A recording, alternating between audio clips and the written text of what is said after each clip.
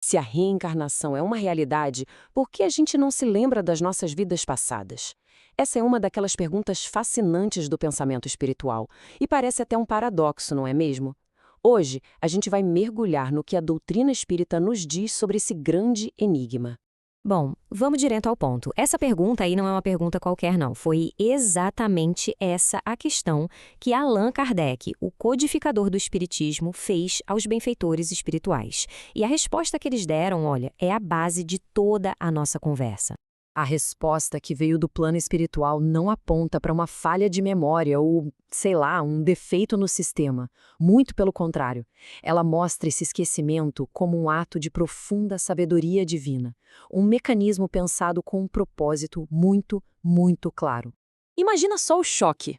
O peso de todas as alegrias, os traumas, os erros e acertos de centenas de vidas caindo na nossa consciência de uma vez só. Seria esmagador, paralisante. É por isso que o esquecimento funciona como uma espécie de filtro de proteção. E partindo dessa ideia de proteção, a doutrina vai ainda mais fundo. O esquecimento não é um castigo, de jeito nenhum, nem uma perda. É, na verdade, um presente, uma dádiva planejada, sabe, para o nosso próprio bem-estar e o nosso progresso. Essa frase é o pilar de todo o entendimento. Então, o ponto crucial é o seguinte: em vez de enxergar o esquecimento como uma limitação, o Espiritismo nos convida a vê-lo como uma libertação, uma chance de recomeçar cada vida com uma página em branco. Agora, o que é realmente interessante é que a explicação não para por aí. O espírito Miramês traz um detalhe fundamental para essa ideia de esquecer, mostrando que não se trata de uma amnésia total, irreversível. Aqui está a chave da questão. As memórias não são deletadas. Elas estão guardadas, arquivadas lá na nossa consciência espiritual. O que acontece é que um véu é colocado sobre elas durante a vida física, por uma razão muito específica e benéfica. A comparação deixa tudo bem claro. De um lado, um véu protetor que, em momentos especiais, até pode ser erguido. Do outro, um apagamento definitivo. A visão espírita, então, fica com a primeira opção, um esquecimento temporário e, acima de tudo, funcional. Mas afinal de contas, qual o propósito final desse mecanismo divino todo? Bom, tudo se resume a nos dar a capacidade de viver a vida atual da melhor forma possível. O foco é total no agora. Pensa bem, sem o peso de antigos inimigos, de paixões que não deram certo ou de culpas esmagadoras, a gente fica livre para construir uma nova história.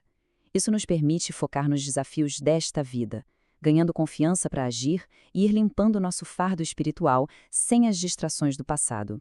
Certo, mas aí surge uma questão bem lógica.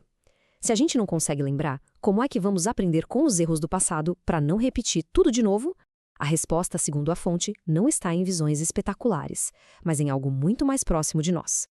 Então, como é que a gente pode avaliar quem fomos? A resposta nos leva para um exercício profundo de autoanálise.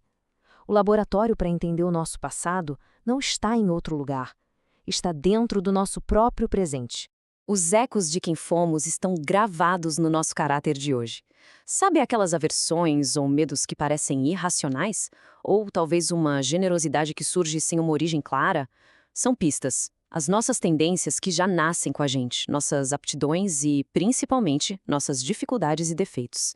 O caminho não é descobrir quem fomos, mas entender o que a gente ainda precisa melhorar. E aqui vai um alerta bem importante.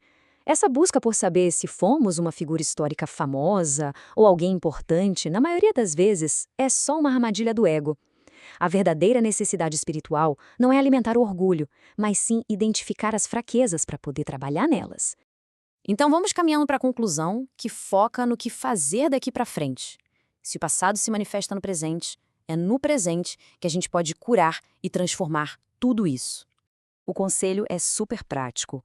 O jeito de reescrever um passado de erros não é ficar se lamentando, mas sim preencher o presente com ações de bem, de caridade, de amor. E quando aquelas sombras do passado aparecerem como pensamentos negativos, a receita é clara: orar para se conectar com o alto, vigiar os próprios pensamentos e trabalhar sem parar no bem. E essa é a mensagem final, e talvez a mais poderosa. A mudança não começa amanhã, nem na próxima vida. Começa agora. Cada instante é uma oportunidade de ouro para a gente começar essa transformação e construir um futuro mais luminoso. Não importa o que ficou para trás. A fonte encerra a reflexão com essa saudação tão simples e, ao mesmo tempo, tão profunda. É uma mensagem de esperança, um lembrete de que o poder da mudança está sempre nas nossas mãos, aqui e agora. Paz e bem.